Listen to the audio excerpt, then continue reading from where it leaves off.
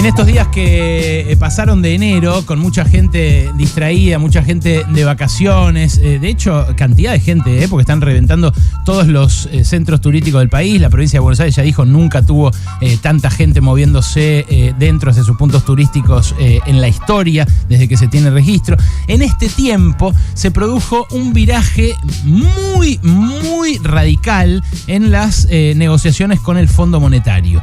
Capaz te llega algo distorsionado o capaz te llega de a retazos, porque acá, claro, la grieta lo percude todo, ¿no? Se cuela en todas partes la pertenencia partidaria. Están los que del lado de la oposición, del lado del macrismo, tienen la cara tan dura como para hablar de deuda, cuando está clarísimo que todo este quilombo gigantesco que tenemos es un quilombo derivado del mayor préstamo que haya dado el Fondo Monetario Internacional en su historia, y que además se lo dieron en contra de sus propias reglas a un gobierno para apoyarlo porque lo consideraban la cabeza política de playa de la derecha en la región. Entonces, como le gustaba políticamente Macri, le dieron la plata. Macri la chocó tanto y se fugó tanto y tan rápido ese dinero que terminó por colapsar su modelo económico, y el Fondo Monetario ahora nos dice: jódanse, el problema es de ustedes. Bueno, de ese lado está la mayoría del periodismo,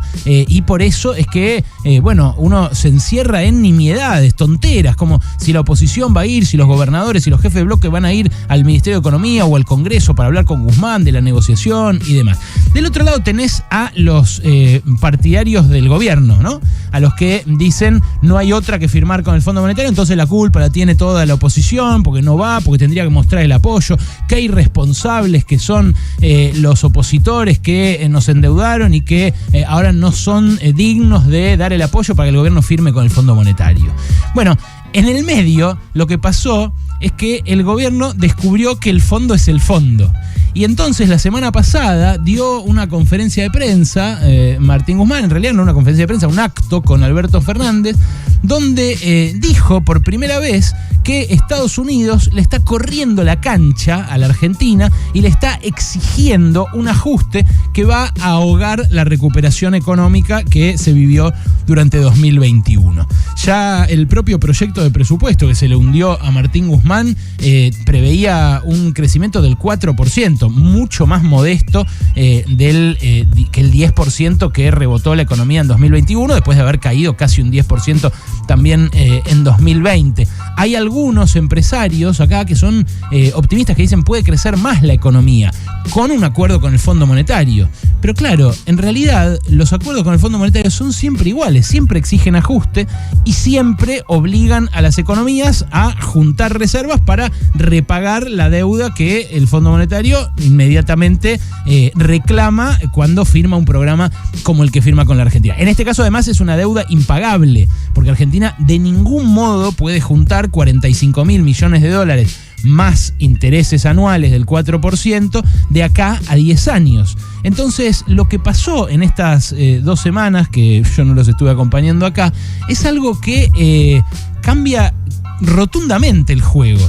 Por un lado, Estados Unidos endurece su posición y el Fondo Monetario también. Y esto se ve en señales muy claras, como por ejemplo que designaron como representante en Argentina a un británico que antes asesoró a la silla británica en el directorio del fondo, y que además viene siendo hace 22 años funcionario en distintos roles en el Fondo Monetario. O sea, un tipo durísimo que participó del préstamo a Macri que hundió a la economía en esta encerrona. Después está el nuevo jefe para América, que es un brasileño israelí, ortodoxo, durísimo también, y alineado con otro halcón, que es David Lipton, que es el que está ahí al lado de la Secretaría del Tesoro, diciendo Argentina se tiene que cuadrar a las reglas del fondo de siempre. O sea, Argentina tiene que ajustar.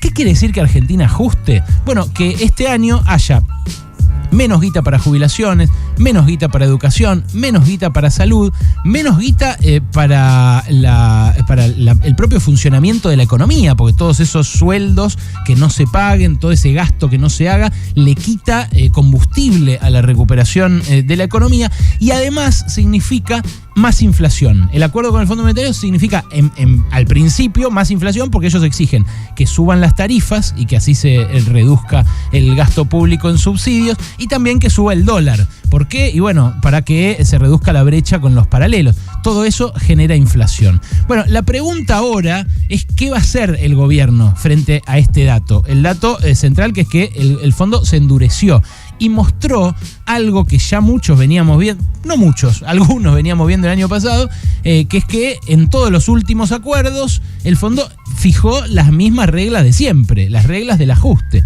Ahora, hay otro dato también, que es que el gobierno admitió que ahora, y lo admitió Martín Guzmán, que el Fondo Monetario quiere obligar a un ajuste y quiere ahogar la recuperación. Y esto lo dijo por primera vez el gobierno la semana pasada. Hasta ahora era, no, el fondo cambió, es otra cosa, hay un nuevo fondo, Kristalina Georgieva nos va a ayudar a zafar. Bueno, eso cambió. Ahora, la pregunta es si el gobierno está recalculando su rumbo hacia un rumbo más confrontativo, o si es una forma esta de tensar la cuerda hasta último momento, como le dijeron, por ejemplo, algunos negociadores a Alejandro Rebosio, colega nuestro de acá de La Inmensa Minoría, porque escribió esto en el diario AR, o si es efectivamente el viaje de Alberto Fernández a China y a Rusia un intento de conseguir apoyos en el otro lado del mundo. La negociación con el fondo es recontrapolítica. El fondo está hecho desde su inicio para que Estados Unidos siga siendo la principal potencia mundial, porque el fondo nació al término de la Segunda Guerra Mundial como un reaseguro de Estados Unidos para mantener esa hegemonía que consiguió después de haber ganado la guerra. Bueno, la situación ahora es muy crítica, porque como Estados Unidos se endureció y como el gobierno por primera vez blanqueó que si firma con el fondo vamos a una crisis, vamos a un ahogo de la economía y vamos a más inflación, hasta ahora no aparece alternativa. El fondo venía diciendo la única que tenemos es el fondo. Entonces, ahora se abren dos caminos muy claros. Está Santiago Cafiero en Estados Unidos para reunirse hoy con el secretario del Tesoro, el secretario de Estado de Estados Unidos. Lo quiere convencer de que intervenga políticamente, porque del otro lado está la Secretaría del Tesoro que dice no, hagan lo que el fondo dice. Y es en general esa la que manda, la Secretaría del Tesoro. Ahora, si no funciona esta gestión desesperada que hace hoy Cafiero ante Blinken, ante su colega, su par estadounidense, está el viaje de Alberto Fernández dentro de 10 días a China y a Rusia.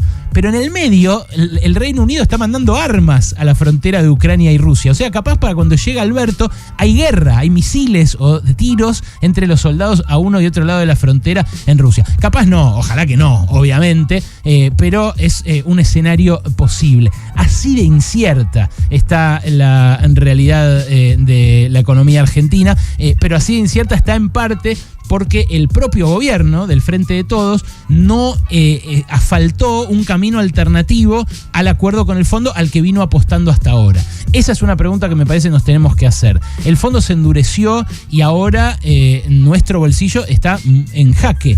Pero ¿quién fue el que desde el principio, desde antes de la pandemia, apostó a que la salida fuera acercarse al Fondo Monetario a través de Estados Unidos? Que el Papa iba a ayudar, que Georgieva era buena onda a diferencia de Lagarde, que Biden, después cuando ganó Biden, iba a ser nuestro reaseguro para que cambie la cosa. Bueno, la historia muestra que Estados Unidos, gobiernen los demócratas o los republicanos, actúa igual con nuestros países, con los países del sur del mundo. Es cierto, China tampoco es regalona. En África se está llevando todos los recursos y a cambio de no demasiado.